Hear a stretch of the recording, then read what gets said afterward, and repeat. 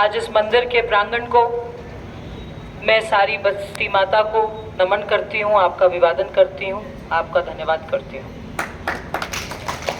मैं गांव के नवयुवक मंडल जो बहुत अच्छा काम कर रहे हैं, युवा शक्ति हैं, आसपास के ग्रामीण क्षेत्रों से भी सभी युवा शक्तियों को जोड़ रहे हैं और राष्ट्र निर्माण का जो एक मुद्दा है, राष्ट्र हित में जो काम करना चाहिए, उस पर बहुत भरपूर अपना सहयोग दे रहे हैं और काम कर रहे हैं।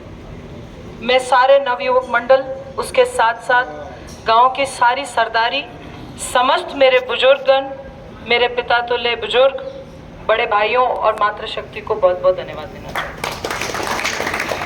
हूँ। एक बात बता देना चाहती हूँ, ये चुनाव बीजेपी का नहीं है, कांग्रेस का नहीं है, ये चुनाव देश का है। आपका एक वोट देश को सही दिशा दे सकता है। क्या हम आज कांग्रेस की सरकार होती, क्या हम सोच सकते थे कि रामलला के दर्शन कर पाएंगे? क्या सोच सकते थे कि कभी इस देश से 370 इतनी शांतिपूर्वक हट जाएगी?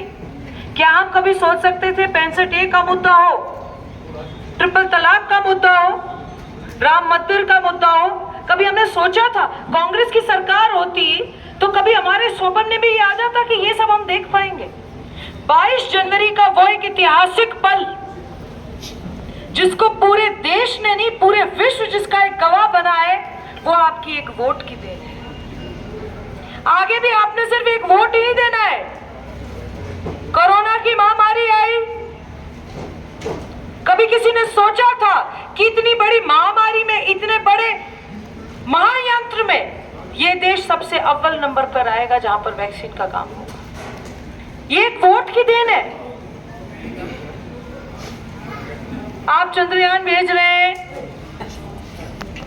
आपने 80 करोड़ गरीबों के खाते में पैसे डाल दिए, आप इतने बड़े बड़े सड़कों का निर्माण कर रहे हैं, देश को एक गति दे रहे हैं।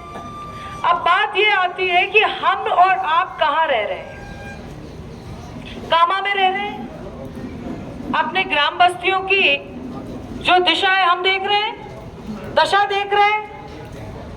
ये तभी संभव हो पाएगा जब आप भाजपा के हाथ मजबूत करेंगे।